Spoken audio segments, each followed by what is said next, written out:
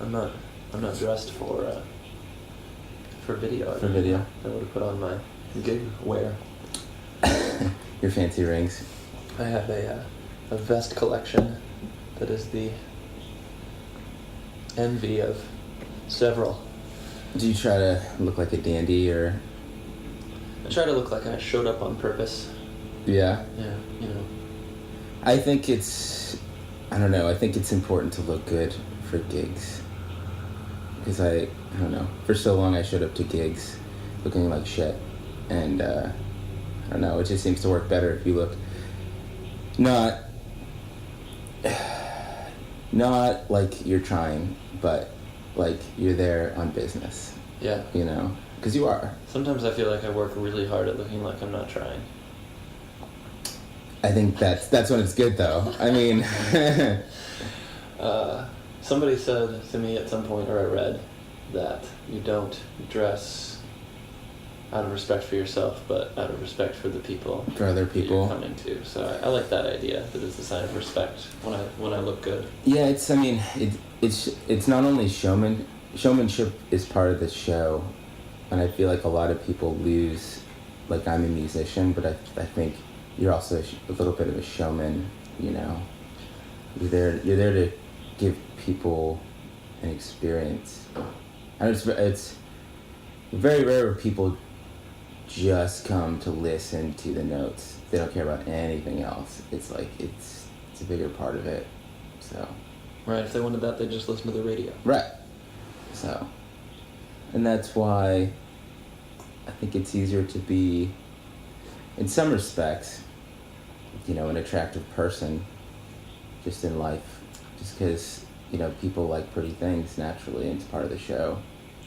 So, but yeah. Then the challenge becomes, how do you push yourself to make people like you, and how to do it which is not lame. And it's so easy to be lame. So... Yeah, at a certain point you can get too meta about it, I think. Authenticity is important. Well, I mean, if you showed up to an open mic night with your face painted, people might take notice, but I don't know if it's the attention you want. I guess it depends on what you're going for. Right. I guess. I don't know that the Insane Clown Posse did open mics. I don't think they did either. But I think someone like that I've seen recently really step up his game is like Tommy Holleran. Like, he looks great. Oh, like, yeah. It's like every time now, he looks awesome. Yeah. He looks like he should be playing that music, you know? And that's part of the showmanship, and that's why it makes it great, too. It's true. So. And, of course, Pokey Lafarge. Pokey Lafarge, for sure. He's the epitome of it. Yeah, You know? You see him... Sometimes you see him just walking around, you know, just in normal... You know, he's not in a show, and you're just like, he's still Pokey Lafarge, you know. Yeah, and he's been doing that for a long time. Yeah. I wonder if it's like, I'd love to pick his brain if he was like almost like a Daniel Day-Lewis, like, I'm in character, this is my character, or if he just, at the end of the day, takes off his clothes and he's in gym shorts, and, you know, or does he even own a pair of gym shorts, or... Somebody told me that they saw him going to the park to have a picnic with a picnic basket, dressed up in a casual version of him. That's awesome. Which I can only imagine. Yeah. I would have liked to have seen that. I have to imagine, I have to just assume that helped him with his relationship with his record label, since Jack White is also a master of image. Well, the people that he collects around them, too, are also a master of images, too. Like, and the people that Jack White has around him are also a master of images, so... It's like, even as... Someone said to me the other day, it's almost easier to build a scene nowadays. And I think... Build a scene? To build your own music scene, instead of, like, you know, you can go to any city, any major city, probably, and there's a scene there. And there's a rock scene, there's probably a blues scene, there's probably a reggae scene, a rap scene. But I feel like those I mean, before he signed to a major label, those guys were building their own scene. They weren't, there wasn't anyone else like that. I mean, there are people that played that type of music, but it wasn't like we're gonna all dress the same, we're gonna all, at least that I know. Well, they don't all dress the same. Not dress the same, but, I mean, just look at his band, they look perfect. Well, they just look like them. Yeah, but they're perfect. They look authentic. Right. There was a band I saw at Harvest Fest too, it was called like Hog Slop Gang or something like that. Uh-huh. And they were playing, it was like a mixture of like Irish pirate country music, but they were all like it wasn't like they were musicians, they were like actors. They were really good actors. And that, I think, that's really important. That's an important part of the showmanship, I suppose. Is they're the thing is, not only is Pokey LaFarge great at what he does, but he's also a fucking great musician too. Well, right. Yeah, I mean, he's not going up there hitting bum notes like. I'm assuming that the music came first. Yeah, I mean, it usually does. But it could just be like an overall aesthetic. But I don't know. I wonder if he could play like rock and roll. Probably. I always wonder, like, I kind of wonder, like, could a dude like that be somebody else and still be successful? Tommy Holleran could play rock and roll. That's true. That's true. Speaking of dapper gentlemen. Dapper gentlemen, yes. Where's your place in this, do you think? In my dapperness? No, just in your... Where do you think you're trying to take your music in terms of... Not showmanship, but where do you fit in? It's a good question. Yeah. I don't know that I have the answer.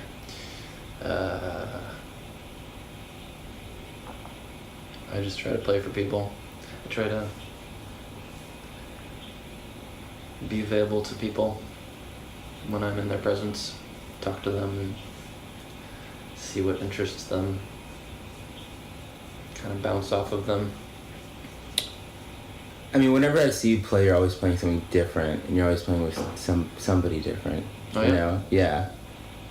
So, I think I have a little bit of a reputation for being in a lot of bands at the moment. Right. Yeah. I've always known you to be in at least 3. I'm like, what are you doing? And I'm like, oh, I'm doing this, and then this, and then this, and then this, and then this. I suppose you could argue that I am prolific, or you could argue that I'm not very focused. Yeah, I think, I don't know. It's almost a good thing to fall into, though, because you can learn so much from other people. So, yeah, I mean... I got in the habit of learning a couple hundred songs a year for a little while, just because I kept playing with new people. Mm-hmm. And once I started doing that rate of learning however many songs a week, I got used to it and tried to keep going. Did you write your own songs after that, or did you write during that, or...? Yeah, I write slowly all the time, pretty much. I don't necessarily finish a song real often, but I've always got stuff in the works. Does it pop in, or do you actively sit down and be like, I'm gonna write right now? I write every day. Every day? Yeah. Just randomly, or is it a time? First thing in the morning. That's usually a good time too, for me. Right after the first caffeine intake, and with the first caffeine intake. With the it's usually like 20 minutes after it, everything's at its kind of creative height. I'm usually writing before the coffee's done brewing, and then it catches up with me. Mm-hmm. Do you usually write on guitar, or is it lyrics first, or? Well, I'm not necessarily writing music first thing in the morning. I write, I start off with a train of thought exercise. Okay. And then... Where'd you learn that? Just...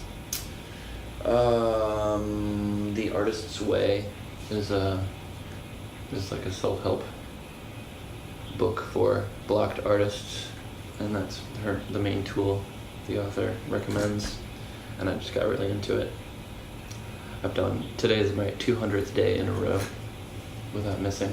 I've been doing it for a few years, but it's the first time I've ever hit 200. Do you have a book, or is it just random? Yeah, there's a book, but I mean, you don't have to keep reading the book after you get the technique. No, but do you write in a book, or is? Oh yeah, I have lots of notebooks. Yeah, I do too. It's always I always try to make them a little bit different though, so each have their own like I have chapters in my life that I could be like, oh, that was that book. Yeah. So Well, date and put the time and where I am. yeah, I don't do that. I'm really bad about that. Yeah. So. Well, I just do it because it's part of my habit now. Mhm. The other thing that I like to do for writing exercise is I think his name is Pat Pattison. I think it's Pat Pattison. He's a songwriter and songwriting professor. And he's got a thing called object writing, which is similar in that it is all train of thought, but you only write imagery and like movement words, like kinetic words. So you can write about your heart beating, or your lungs moving, or a plane going by, or a brown table, or a cold rock. And you don't put it into sentences or anything, you just keep almost listing and letting your train of thought just take you to wherever as you go. It's pretty cool. It sounds almost like a meditative process to get your mind into a good position to be creative. Right. And I think the advantage of doing it in the morning is then you're thinking like a writer all day. After that, you're kind of solving a problem. Kind of sets the tone, as it were. My other favorite writing thing that I just heard, which I think maybe was a Hemingway thing, was that he said that you should always stop. I don't know if he was the one who said you should stop halfway through a sentence, but you should always stop when you know what's going to happen next. Which I like that idea. So your subconscious can be working on it. Yeah, I like that quote a lot. Yeah. That's a good quote. Do you know that one? No, but Yeah, we should Google it. I like that quote. I like the idea behind that quote because there's often times where I'm writing and it gets really bad really quickly. Mm-hmm. It's just like any good thought, just like it's like I feel like the first part was strong and then it just went downhill, like, you know, and then it's time to stop, you know. Well, that's the other thing is I don't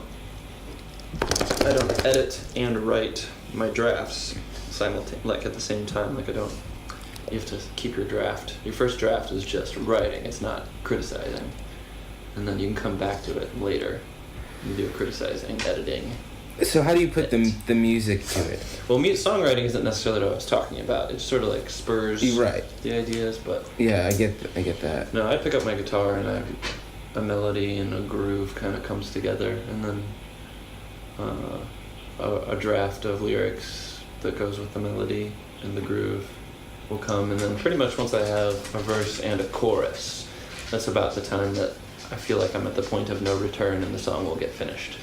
It will get finished? Yeah, because I have an A section and a B section, and by the time I've at least come back and edited those to the point that I like them, that's all it really takes for me to then have to complete the thought. You just gotta like it. Yeah. So, do you show it to other people, or is there some person that nobody else gives you approval? It's just yourself? I'll sing stuff to my wife every once in a while, little snippets. And sometimes I don't get to that point of no return, so I just end up with some half piece of whatever left in my... Did you ever have an idea where like, oh my god, this is so good, I need to go out and show it to somebody? Well, by then, it's almost done. Yeah. It seems like you know when an idea is good enough. Nice. You know when an idea is good enough to go sort of live, I suppose. Hopefully. Well, there's always a tendency to... I mean, I don't know. You got to be careful not to show something too early, because you shouldn't seek criticism until you're ready for it. Sometimes you need to keep it private. Yeah, well, it's kind of weird that way for music, because that can completely crush you. But I think there's, like, people like comedians, it's like they're testing material all the fucking time. Mm-hmm. Like, all the time. And so for them, it's like they need criticism almost immediately. Yeah, but that's by the time they have a joke that they think is good enough to, or at least like needs to be worked, you know. Mm-hmm. I imagine they do some writing before that, but I don't know. I don't write comedy. Mm-hmm. Well, open mic nights are kind of for that purpose too, I suppose. Sure. But open mic nights, there's this guy I know in Boston. He was like, open mic nights, they're just different. And he just couldn't really explain but I knew what he meant. It's just they're different. Everyone's usually like, oh, real receptive and, you know, friends. But like a gig, it's like the complete opposite. It's like all those people that are like, oh yeah, great, are just they're no attention span. And it's almost a weird. Well, I tend to think that the audience is never wrong. So if it's not going well, yeah, it's probably because your interface with the audience in the moment isn't projecting what you want it to. You're not solving the problem that you're thinking about. Could the audience just suck too? Do you think that's part of it? I think it's possible, but for the most part, I mean, there's always exceptions, but mostly, that's not to say that's not to say you definitely have any business performing for this audience. Yeah. Maybe you don't. It might have just been a bad idea. Right. Maybe you just couldn't possibly succeed. But even within that, I think you have options. Maybe it won't be what you want it to be, but that doesn't mean you don't have any control over your performance. I think as long as you go there, play well, you know. I think the tendency you can walk into a gig and know it's going to be bad. Sometimes I feel like the vibe in the air is just shit, and you take one look at the people and you're like, it's I don't know, man, who booked this? Like, this is not. Well, if you get a good read on them, then I don't know. I tend not to think about it like that. I try not to be judgmental about who I'm going to perform for ahead of time. I mean, you obviously can't help it all the time, just getting whatever initial first impression you're going to, but I mean, you have to win them over. You have to immediately seduce them. Yeah. I don't know. Sometimes I feel like I know right away. I was talking to Susie Q about this gig that she had that went really poorly. And she said she just they got there, Ellen the Felon played a set, and she was halfway through her set, and they were like, okay, time to wrap it up. It's time to go. And she was like, what? You know. But I don't know, I feel like there's a trap sometimes. It's like you don't need to play every gig you get offered. Yeah. Well, that just comes with experience. You start to know what you want to do and what you don't want to do. But I don't usually ever think that that's like an audience's fault. Sometimes you're just, what you want to do isn't right for the space of the venue. It's almost weird because I think, too, it's like if you are that good, you should be able to win over anybody. You know what I'm saying? So it's this weird double-edged sword on your mind. Like, maybe it's me, maybe it's them, maybe it's a combination of both. Maybe it's, it's the mic sucks, the sound equipment sucks. There's the bartender's really loud. It's almost like with writing. Like I was just saying, sometimes it's time to be critical and sometimes it's time to play. And you can't do both at the same time. If you're worrying about what's happening, then you're probably not thinking about what you're supposed to be thinking about. I try to listen to myself when I'm playing, listen to my voice, and just focus on my, tone and what feeling is supposed to be happening in the song. And, usually if I'm thinking about that, then I don't have time to worry about anything else. A technical difficulty can distract you for a moment, but you just have to push through it. I just did a gig in Minneapolis, Minnesota, where I was a solo act opening for a band in a pretty noisy pub. But a good amount of the audience was there to see the band that I was playing with and me. Right. So the people up against the bar were talking and a little bit loud. And I was doing a singer-songwriter gig in a room that probably shouldn't have had a singer-songwriter gig. But, it went really well.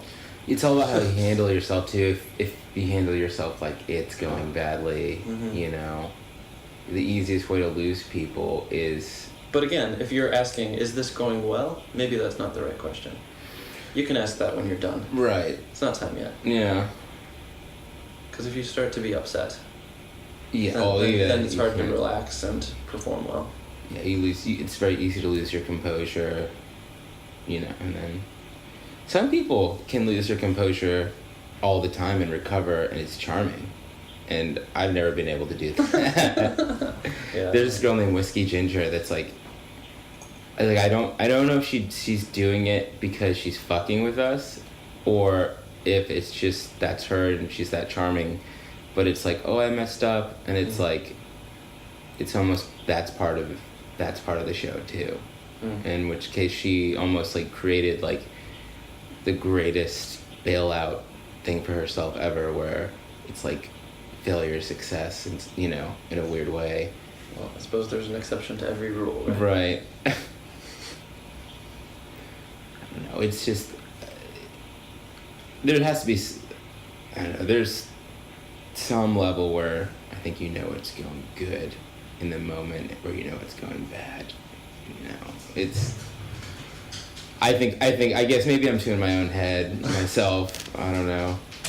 Yeah. But I think the part of your brain that worries about that is not the part that you're supposed to be performing with. So I tend to not do that as much as possible. I tend to you know, try to be in the moment. You're usually pretty cool up there, though.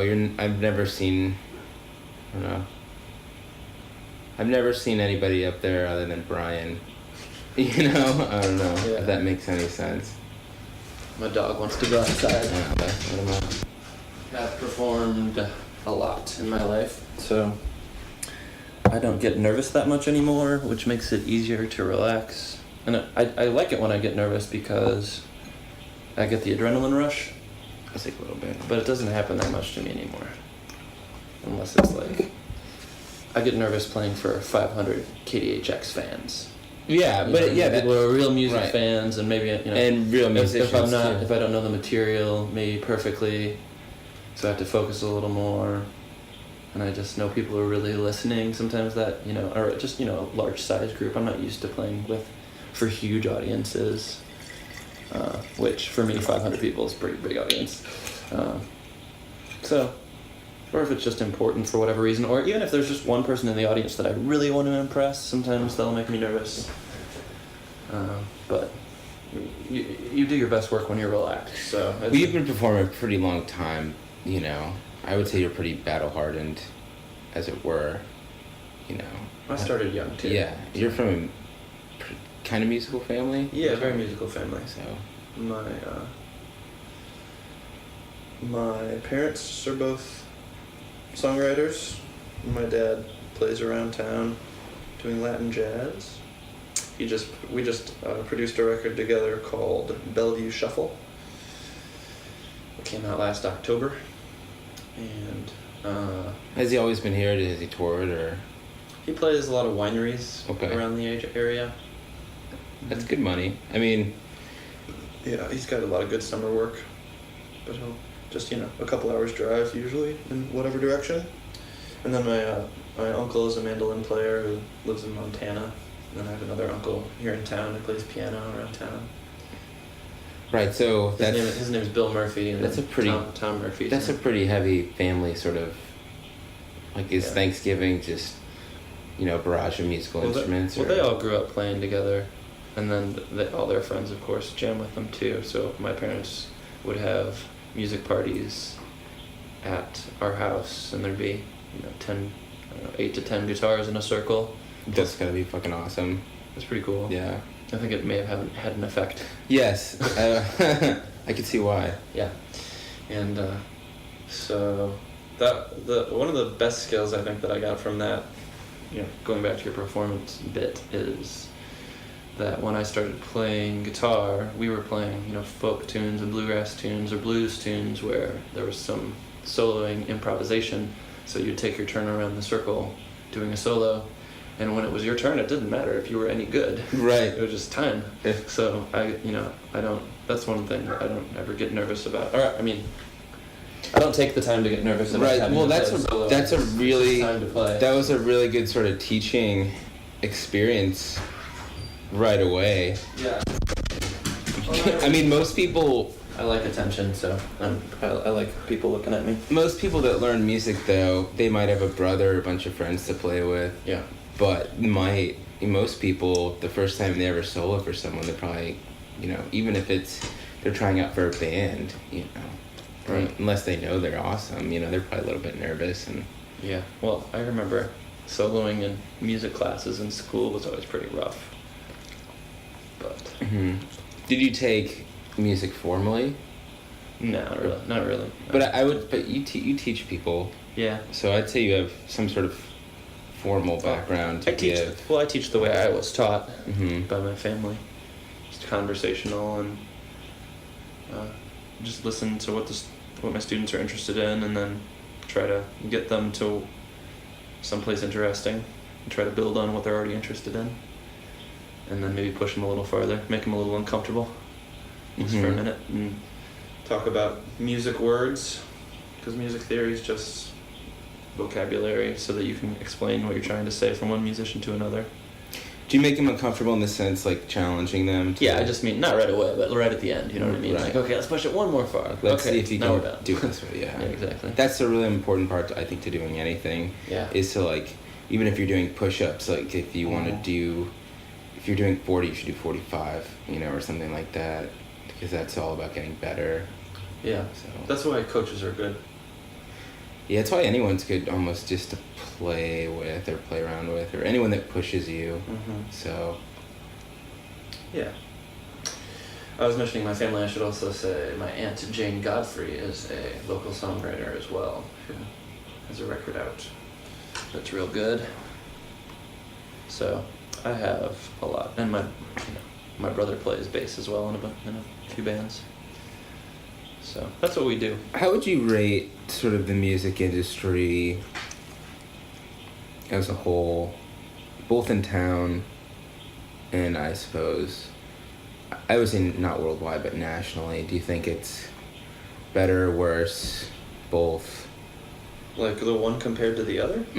No, but just in terms of, like, making it, and in terms of, what...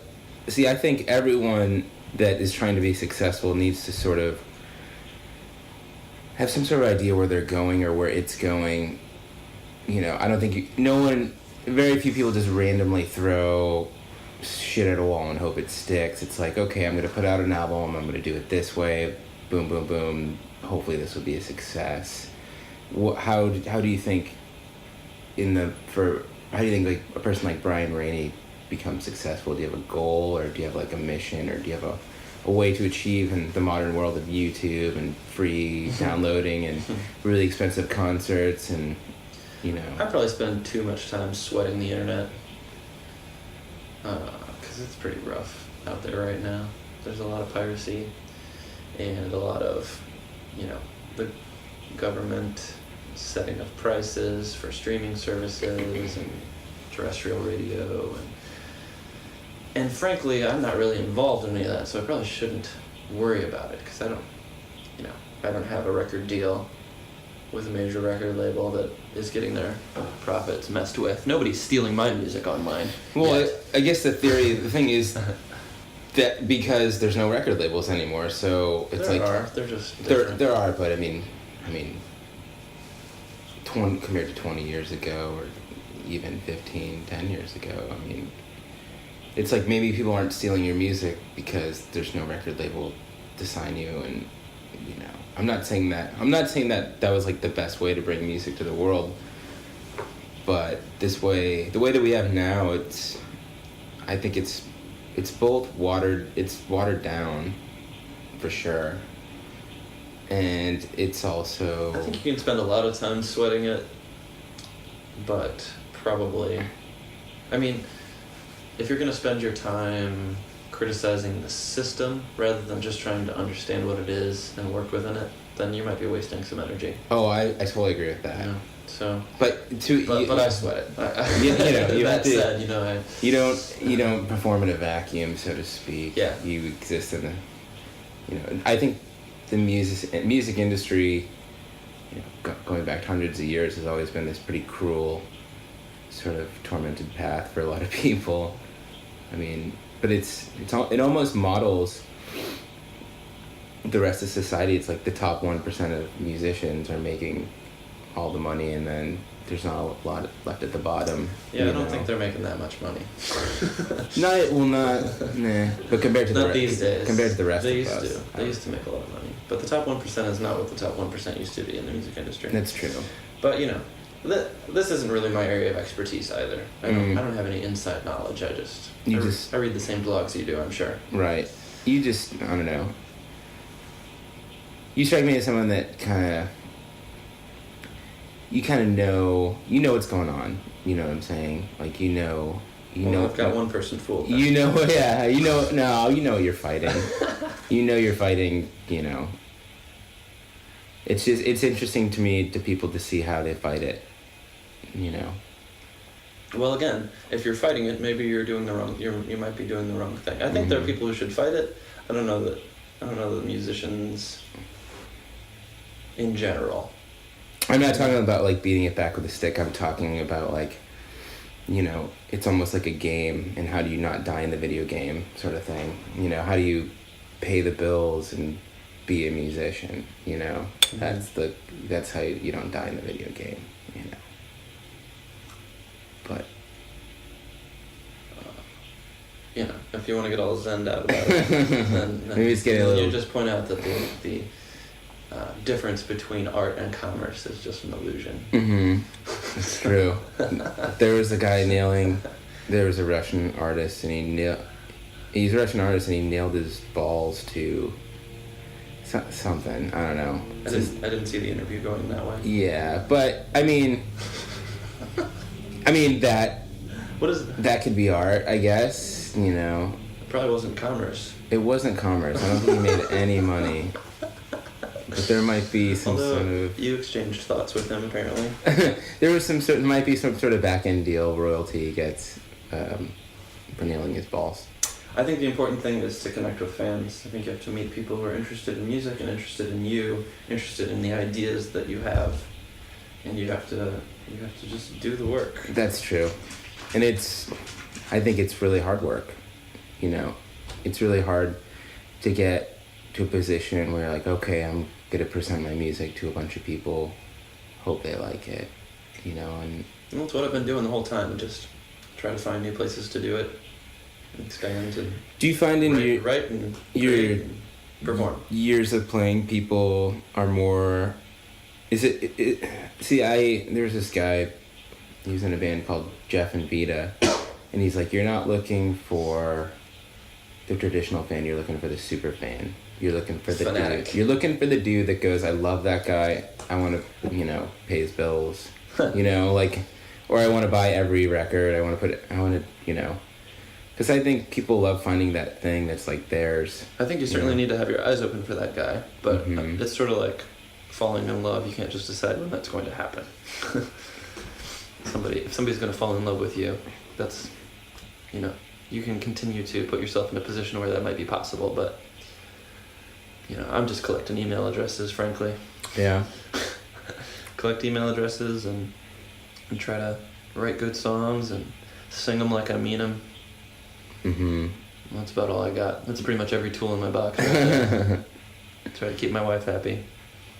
Are you more comfortable playing the guitar or the mandolin? I like to sing and play the guitar, and I like to play the mandolin when I'm jamming with other folks. Yeah, I mean... I try to push myself to do both with either instrument, but I have more experience playing so-called lead on the mandolin. Yeah, I mean, you're pretty modest, but yeah, I think you played the mandolin pretty well, you know. Well, yeah, I mean, certainly playing lead on the mandolin, it's easier for me. I would like to be that good on the guitar as well. I'd like to just be able to rip a solo like I can on the mandolin on the guitar. Why is it easier on the mandolin? Well, I have more hours. Okay. Yeah, I picked up the mandolin when I was interested in playing lead, just simultaneous. So I just started doing it, and then I've been going back and applying new knowledge. I bounce back and forth a lot. I'll go through phases where I'll play one or the other way more in my spare time. Right. And when you write your music, do you write on the mandolin or guitar? I like to write. I've written a song with lyrics on the mandolin, I believe. can't remember which one now, Mm-hmm. because I think I perform it on the guitar, but I write some instrumental tunes on the mandolin, which I've written like one instrumental tune on the guitar, and it's not the same thing. No. You know, it's just... Sometimes I dabble in piano, but it's definitely a different writing process. Yeah, on I guess every it's instrument. composition, sort of, as opposed to... It's weird. It's the same. Songwriting and it's composition seem like different things to me, I guess. Yeah, they are. So it's nice when it's nice when they both kind of coincide. Sometimes I feel like, Yeah. sometimes it's really easy, sometimes it's really hard. I really like really, really good lyrics. Yeah. Probably. Who's your favorite? I was more into really good lyrics before I was into tasty grooves. Me too. And I think both of them are absolutely important. And frankly, tasty grooves is probably more important. But just my taste went to really awesome lyrics first. For me, I have a hard time listening to anything without words for too long. Even classical music. I really like classical music, but sometimes, after about 30 minutes, I was like, I need some words. I don't know, it adds a layer of depth for me, at least, that feels right. So, who do you model yourself after any lyricists, or do you just particularly like some and try to copy some of their ideas, or? I grew up listening to Joni Mitchell and Steely Dan and Bonnie Raitt and Paul Simon and James Taylor, Bob Marley. So that stuff all creeps in, I guess. I really like Counting Crows as a lyrics example. I mean, I don't know. That goes on and on. There's a lot of good lyricists out there. I think I probably have developed something of my own style from mimicking combinations of those people. What do you think makes a good lyricist?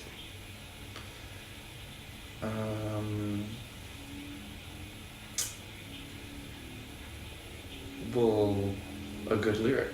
Yeah. A good lyric is independent. It's if it communicates what it's supposed to communicate, and if it's musical, then that's what it is. Mm-hmm. Sometimes something I think about is I come up with cool lyrics that are neat, but they're not good enough. Yeah, it's like a really cute... It doesn't quite mean what it's supposed to mean, but it's interesting. It's a fun little play. Like a cute little phrase. You're like, oh, yeah. how But cute. if you hang your hat on that, it won't hold up. Yeah. No, I remember... I don't know, it's really weird because... Because I started playing music in Columbia, Missouri, mm-hmm. and then I came up here, and it was just way different. But you were actually one of the first people I met. Really? It was crazy. Yeah, at the Venice Cafe. At open mic? Yeah, and I just remember that was like the first success. Did we meet there? I thought we met in St. Charles. No. Did we not? Or did we just had a mutual friend in St. Charles? We met at the Venice Cafe, and I think your family was doing something, and you're like, hey, if you want to play in between sets for like 15 minutes, come out. And I was playing a gig then? Yeah, but it was like someone's I invited birthday. you out to St. Charles. Yeah. I see. It was someone's birthday or something like. Well, I think that you had a friend who worked at the same bar. Yeah, it was that's what it was. Beatniks. Right. It was Beatniks was a really cool place and a really not cool place. I played for 2 or 3 years in Newtown, St. Charles, which I treasure my time there. Yeah, it was. It was almost like a world within a world within a world. I don't know. Yeah, and it's so rare to have... What they were trying to do there was really cool. So it wasn't successful, but it was really cool what they were trying to do. It was successful for me. Yeah. I remember, oh my god, one time, the people that owned it they were awesome, but Jane and I played there, and the lady's like, how much do you usually get? And Jane's, I guess she was going to South by Southwest the next day, and she's like, oh, usually $100 an hour. And she's like, oh, well, we usually don't pay that. Well, Jane was like, well, that's what I get. And, and the lady gave her like $300. Good. So yeah, it's tricky to be good at art and good at business at the same time. it's really hard. You gotta put, at some point I feel you gotta put your businessman hat on because it gets too frustrating not to. Yeah, well, and that's something you have to play at too, how to play the game. Because you can't, again, if you're too critical at yourself for not getting enough money, and that's what you're thinking about when you're playing a show. Yeah. That's a problem too. It becomes this mantra of like money, money, money, money, money, and then... Yet, we live in America. Right. So, gotta be something. It's, I don't know, it's about definite balance, you know? You could be the greatest musician of all time, but if you don't have a good businessman hat on, you're gonna get exploited somewhere down the road. Probably even if you do. Yeah, even if you're a master, you're gonna get exploited. So, 'cause people are their entire, you know, even some of these things on the internet, like, you know, Sonic Bids or Taxi or, I mean, they might work for some people, but a lot of people they don't, you know, and it's almost like a business decision that's really hard to make because you're wanting to be successful, you're wanting to put your music out there, but then these people are literally just taking your money, you know. There's promoters on Sonic Bids who are like, yeah, I'm just doing a Sonic Bids thing to fund my festival, you know what I'm saying? So, I mean, you gotta watch out because people are trying to swindle you, even on the littlest. You know, you can get to a gig and they'll be like, yeah, we don't have enough money to pay you, or what we originally agreed upon, we're not going to do, and then, you know. I don't have a lot of those stories. I know some people do. Yeah. I'm a part of various secret Facebook groups that have those kind of discussions, but I never really say anything. I just look, just in case. And a good warning comes across to steer clear someplace. Most people, I think, just eat it and, like, never go back, usually. Yeah, I don't know. Not to say that I've never had a disagreement on what was supposed to happen versus what did happen, but not very much lately. I usually have a good feel for whether or not something is on the up and up. And, you know, after you've done it a while, then you're going back to places you've already been to, so you know that's not going to happen. What's the worst show you've ever played? Worst show? Yeah. Oh, I don't even know.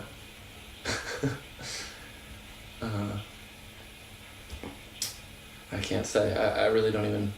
Do you know? I've never even thought about it. No, I really? just have no idea. Like, I don't really think about it like that, I guess. I mean, I could think of some, like, silly scenarios probably, but... I mean, I've had shows that didn't happen. I guess those would be bad. Where I showed up and then, like, nope, go home. Yeah, that's shitty. That's bad. But, you know, that's not a show, so... Right. Some people just... I guess maybe I've had so many bad shows that are so memorable. But, I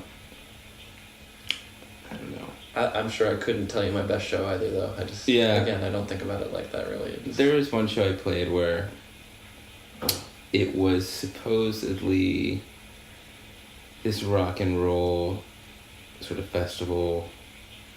Ended up, the promoter, when we showed up, the promoter just laughed. And this band that played, basically their first song, lead singer did like this jump and like broke his ribs. And literally had to be like ambulance came, picked him up. Then the next band went on.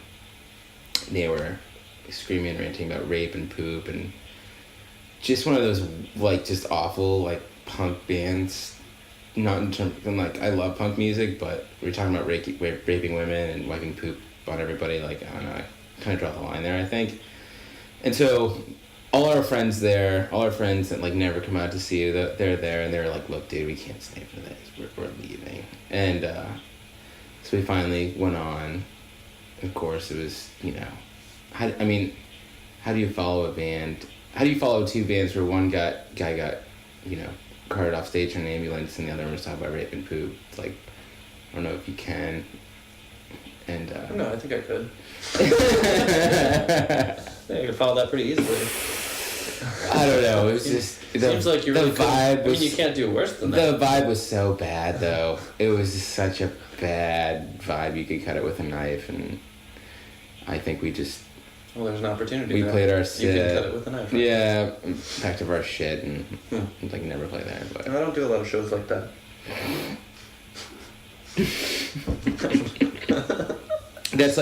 That was one of my first like promoter experiences. Yeah. It was like the first.